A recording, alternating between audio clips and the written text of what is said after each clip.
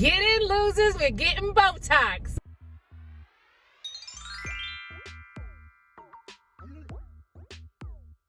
What the is the point of being in the right lane, you asshole? So, my darlings, we are going for a dermatological trifecta today. We're doing filler, we're doing Botox, and laser hair. Now, the thing with the laser hair, I started laser hair treatment, I want to say maybe 2019, I think. But here's the thing with laser hair removal. It requires a number of sessions, usually about 7 to 9. It could be more depending on the person.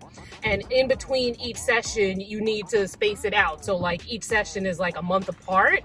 Now here's the thing, I'm not going into full detail about Botox and filler in this video because I have so many other videos. So make sure you check those out. Like if you want to see like from top to finish, the in between, the swelling, the answers to questions like that, make sure you check out my other videos. This is just like a vlog, you know, just talking and getting the filler and the Botox and stuff like that. So last time I got filler was in June of 2020. I'm probably not going to need as much. We'll see what Dr. Michelle says for my underneath my eyes. But the funny thing with the Botox is, at the Botox I think in 2020, but she only gave me a little bit, and I was like, I don't really notice a difference. And you know, and Botox can take a couple of days after you get it for it to like kick in. And I was like, okay, I don't really notice a difference. You know when I noticed a difference? When that Botox wore off. All right, numbing. Now, some of you guys have said that when you get laser hair removal, that they didn't use numbing cream, and the numbing cream requires a prescription, and you know the prescription requires a doctor. So if you're not getting it done at a facility that either has a doctor there or if it's getting done by a doctor, probably not going to get the numbing cream. So just to, you know, let you know. All right, I'm all numb. I can actually feel that I'm numb. I can move my face and stuff like that, but I can definitely feel a little bit numb. And just waiting for Dr. Henry to come in. And... One pinch, ready? Mm-hmm. How are you? Good. It's the blast of air that like scares me. Your skin feels okay? Yeah. Everything okay? No. Okay. Mm-hmm.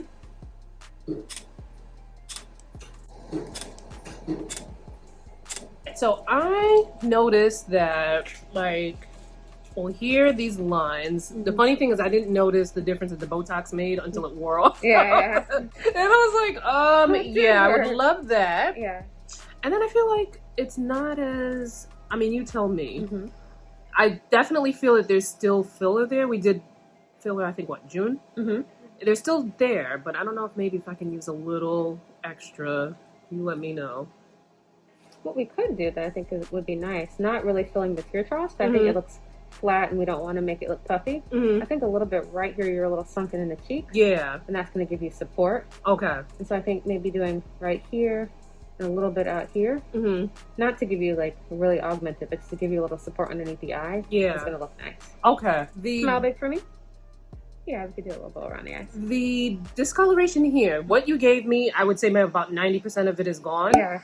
I'm off now because what do you call it? You know, with the hydroquinone, you get 2 months off, 2 months off. So I'm on the break now, but I wonder, because you were saying if I didn't see too, you know, results with the cream to do a peel. Yeah. Do you think or should I do another round of the prescription? But by the time that comes, what you gave me will be expired. Yeah. We could do a peel.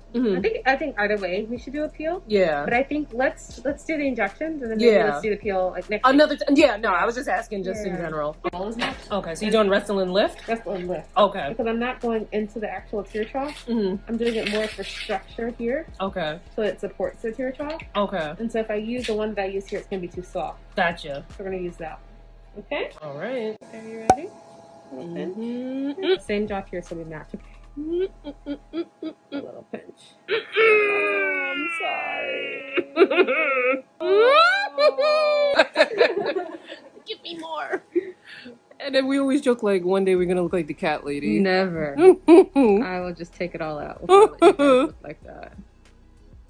I did that in a video one time because someone left a comment saying like, you should age gracefully in a second and a third. So I did the intro of a video with the Catwoman's face on my face. That's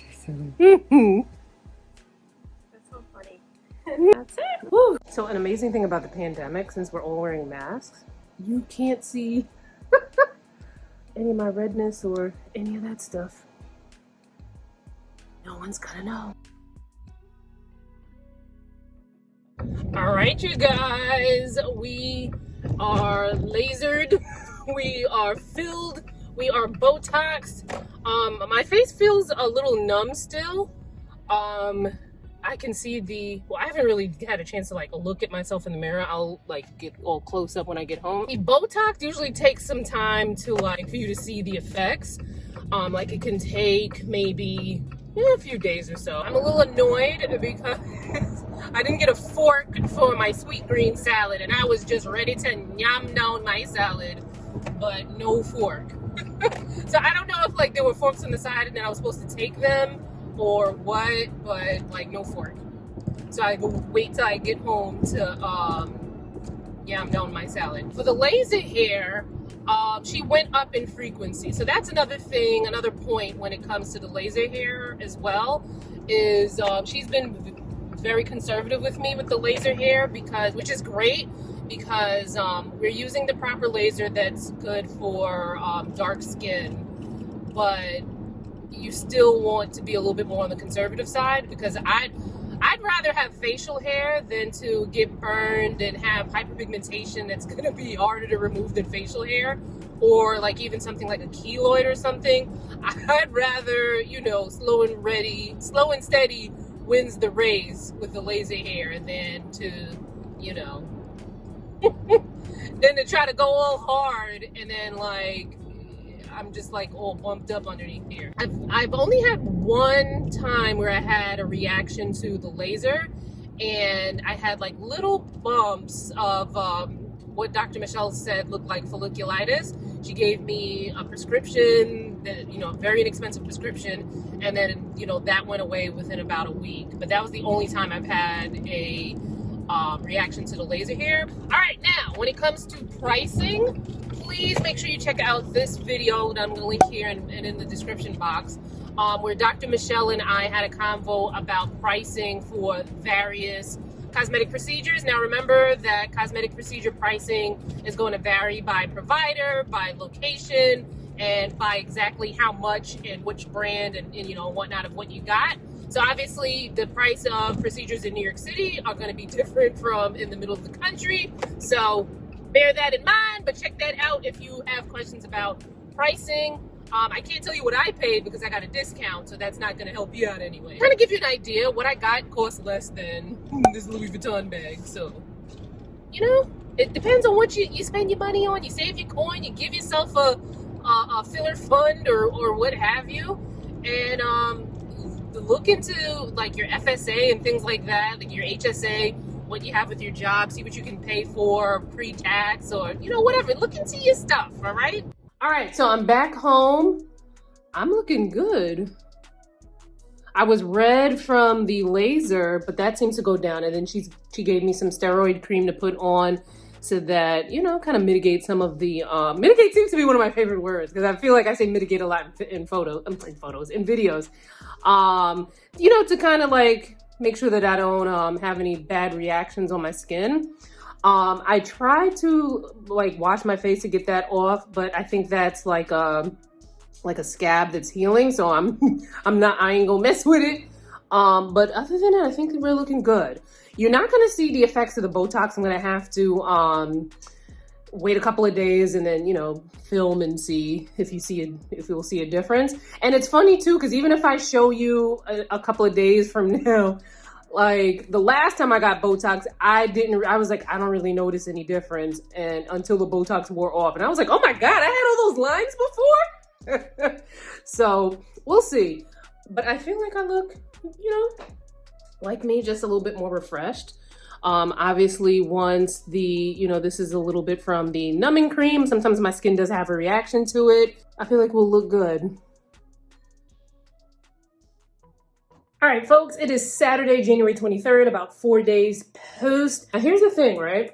it's very subtle. Now, everyone's results are going to be a bit different. I know like one time on a video, someone was like, I don't see a difference. Like, girl, how you don't see a difference? I'm going to show a picture of me that actually came up in my Instagram, like, remember this from 5 years ago thing, before I even had filler. And I was like, wow, I don't even remember those hollows underneath my eyes. But everything feels good. Before, my face was a little sore. The soreness has gone away. I noticed a little difference underneath my eye area. So I still have some lines underneath my eyes. I'm not mad at it, but I feel like I look more refreshed than I did before, and that's that's the goal for me, the key for me. She did more work down here, which, like, I don't notice a difference, but I'm pretty sure if I looked at a before picture, I'd be like, wow. And I noticed it right away when we were in the office, when she put the filler in. I noticed it right away, the difference. But now looking at my face, I'm like, oh, I look regular. So I still have this teeny amount of, well, it looks more than teeny because of the lighting in here, but this is still like 80 to 90% less than the discoloration I had before. And for info on what I did to clear it up so far, there's a video, so check that out. But this little teeny amount, I'm off the prescription because it had hydroquinone in it. And hydroquinone, you can't use that long term. It's advised to do, 2 months on, 2 months off. So I'm on my 2 months off, but Dr. Michelle said we were probably going to do, try a peel to just kind of bring that down a little bit more. And of course, I will keep you posted, so make sure you subscribe to this channel. If you want more information on in depth for this whole journey, because this is probably maybe my 4th or 5th time getting filler, check out the other videos. The first one goes really in depth if you're looking for that, and then the other ones are updates and what to expect and whatnot. Whoa, look at that angle. We're about maybe 2.5 weeks post my everything, and I wanted to give you a laser hair update, like a mini update. I'm not gonna have a final update probably for a while just because of the nature of laser hair removal. Now, the reason why I wasn't giving updates in between is because there were no real updates, right? I wanted to kind of give you a little close-up here.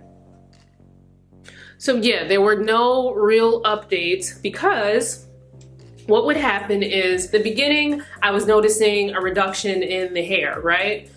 Which was great. But then I would say maybe in the middle, maybe somewhere around session 4, 5, or 6, someplace around there. And I'm not even quite sure how many sessions I've had. I want to say I've had 9 or 10 by now. But I'd have to go through my records to see how many. So what would kind of happen somewhere around session 4, 5, 6 is that I would see the reduction, which would make sense because you shave beforehand. The hair that's already on the face, you shave that beforehand.